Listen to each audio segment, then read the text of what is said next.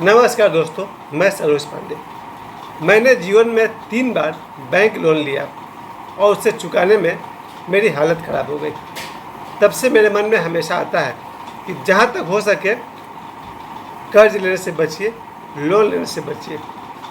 क्या होता है बैंक लोन के तीनों घटना जो मैंने 3 बार बैंक लोन लिया, किस तरह से मैं इस मुसीबत से बाहर निकला हूँ, उस पर आज मैं बात करना चाहता हूँ। शायद मैं आपको कुछ अंतर्दृष्टि दे सकूँ।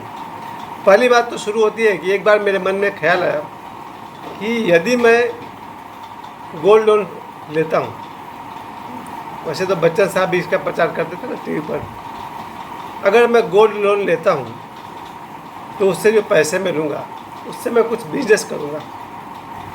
आइडिया मेरा पूरा अपना था और मैंने मनमानी की, बिना घर वाले से राय लिए, अपने माता पिता भाई बहन किसी से नहीं पूछा और अपनी मर्जी से इस अनजान दुनिया में उतर गया, बैंक लोन की दुनिया में।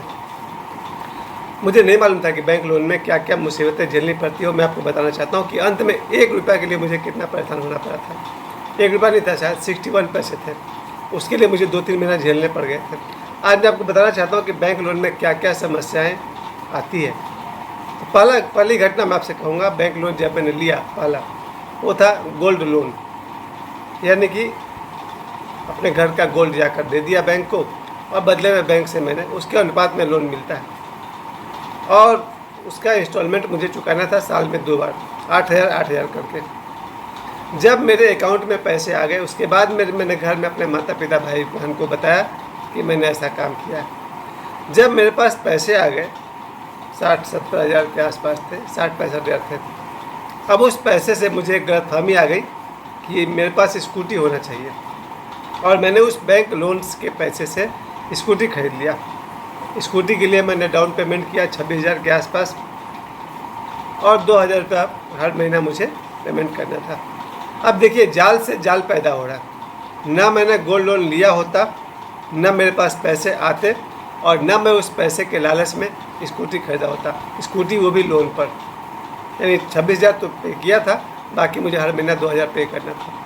अब एक तरफ तो मैं हर महीना 2,000 पे कर रहा हूँ और गोल्ड लोन के लिए 6 महीना पर 8,000 रुपये दे रहा हूँ। धीरे धीरे मेरे पैसे ख़त्म होने लगे। अब मैं पड़ा मुसीबत में, क्योंकि जिस आदमी की कोई नौकरी नहीं हो, कोई पक्की नौकरी नहीं हो, एक कल्पना के आधार पर मैंने लोन लिया था कि कुछ बिजनेस करूँगा। बिजनेस नहीं करके मैंने स्कूटी खरीद लिया। अगर बिजनेस किया होता, उससे मेरी कमाई हुई होती तो शायद मैं बच जाता और जो उसका लोन था वो मैं भर देता। लेकिन बेवकूफ़ी ये हो गई कि उस लोन से मैंने बिजनेस नहीं किया बल्कि स्कूटी खरीद लिया, वो भी लोन पर। 2 मुसीबत अभी मेरी चल ही रही थी। बाद में मेरे किसी रिश्तेदार को पता चला कि मैंने गलती की है, तो उसने मुझे गोल्ड लोन से बाहर निकाल दिया।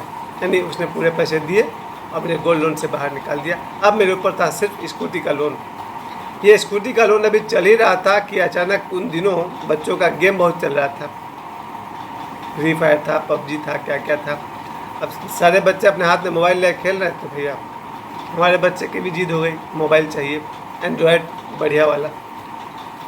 बच्चों की जिद अक्सर माँ पूरा करते हैं, यही बेवकूफ़ी मैंने भी की। और मैंने जो मोबाइल, उस समय मोबाइल का दाम भी 10,000 से ऊपर था और पैसे मेरे पास थे नहीं, तो मैंने उस जो स्कूटी के लिए जो लोन लिया था उस बैंक का रेगुलर पेमेंट करने के कारण बैंक से बार बार ऑफ़र आता था कि आपके लिए 50,000 का लोन है, क्या आप लेंगे।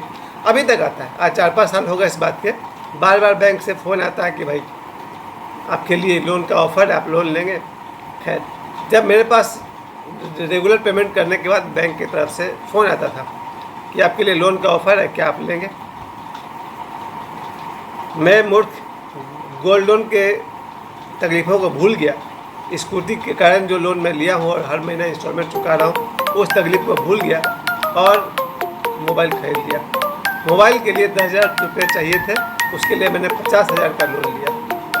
अब गौर कीजिए मेरी कहानी में, पहला लोन गोल्ड लोन चल ही रहा था, दूसरा लोन स्कूटी के लिया और तीसरा एंड्रॉयड मोबाइल के लिया।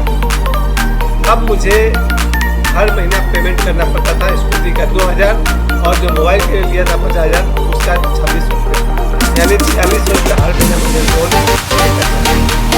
अब मैं जहाँ रहता हूँ बाहर जगह पर, कोई अगर 6-7 हज़ार कमाए तो भर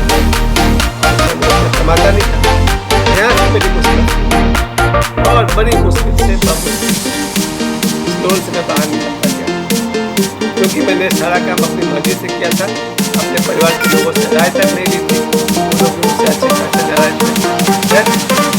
शायद मेरे घर के लोग ये चाहते थे कि मुझे दुनिया का अनुभव एक्सपीरियंस हो, इसलिए उन्होंने मुझे में छोड़ दिया। तैरो और सीखो और जान जाओ लोन लेना कितना खतरनाक है। ये तीसरा लोन जो मेरा चल रहा था, मेरा 40 का मुझे करना पड़ा। कमाना मुश्किल था, परिवार चलाना मुश्किल था, ऐसे में लोन लेना चाहिए। मेरे 7 दिन किसी पैसे नहीं देने और 4 तारीख कर देना हो जाता था। एक लोन भरा नहीं, उनका 4 तारीख हाजिर है, एक 4 को था, एक 20 को था, ऐसे कुछ करके था मेरा।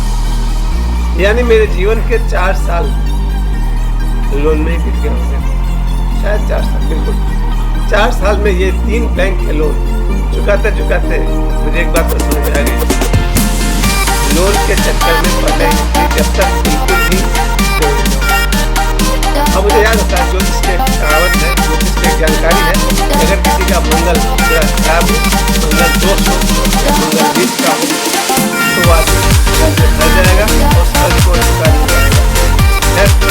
मंगल मेरा कमजोर रहा होगा, मंगल दोष रहा होगा और मैं कर्ज के जाल में फंसा और 2018 से लेकर 2022 ये 4 साल में कर्ज में उस समय से मैं मन में हमेशा ये बात करता हूँ मैं लोगों को आगाह करूँगा कि महाभारत के एक पर्व जब मुलाकात में यक्ष होती तो यक्ष पूछते हैं युधिष्ठिर कौन है।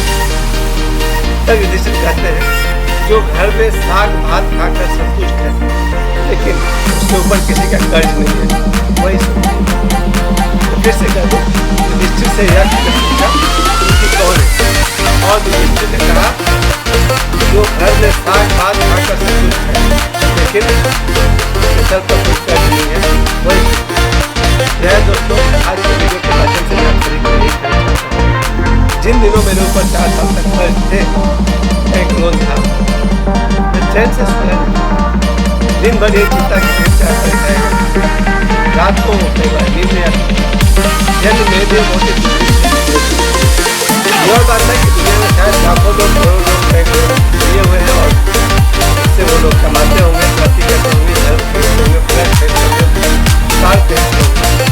जो लोग इसमें सफल हैं उनके लिए तो गुड लक है। ऐसे लोग जरूर रहे होंगे जिसकी कहानी को रिपीट करेंगे। बहुत सारे लोग होंगे जिन्होंने गोल्ड लोन लिया और बिजनेस किया, फ्लैट खरीद लिया, कार खरीद लिया, सफल है। शायद वो लोग आपसे कुछ और रहेंगे, लेकिन मेरा जो दोस्त हो मैंने आपसे अपने हर वीडियो में अपने अनुभव को शेयर किया है। मेरा अपना अनुभव है,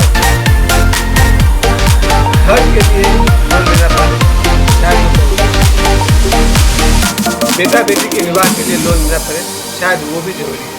बच्चों के एजुकेशन के लिए लोन लेना पड़े, शायद वो भी जरूरी है। लेकिन जहाँ तक हो सके लोन को अवॉइड करिए, क्योंकि नहीं है जो आदमी कर्ज में दवा होता है उसकी स्थिति बहुत खराब होती है।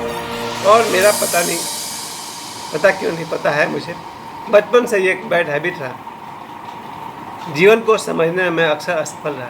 लेकिन आज जो थोड़ी सी समझ आई है उससे मैं आपको कहना चाहता हूँ, सिर्फ बैंक लोन से ही नहीं, किसी भी तरह के लोन से सावधान। उसमें ये भी आता है, हो सके तो किसी से कोई एहसान मत लीजिए, कोई आपको चाय पिलाता है तो वो भी मत पीजिए, और अगर आप पीजिए तो आदरपूर्वक कभी भी उसको भी चाय पिला दीजिए।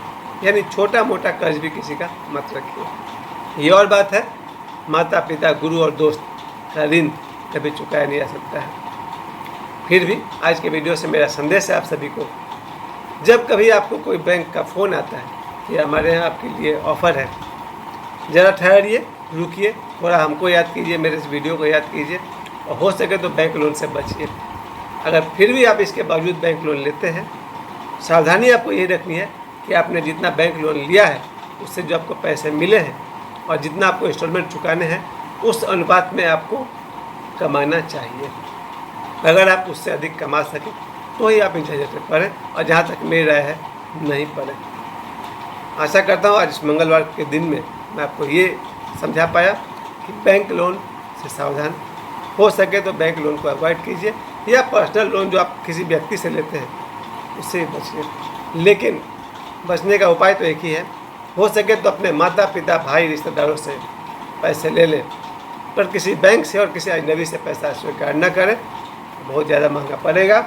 मैं तो ये भी कहूँगा, जो थोड़ा बहुत अंधविश्वास जैसा लगेगा आपको, अगर हनुमान जी की पूजा की जाए हर मंगलवार शनिवार को या प्रतिदिन, तो शायद आप कर्ज से बच जाएंगे, या कर्ज अगर हो भी गया तो आप कर्ज चुका पाएंगे।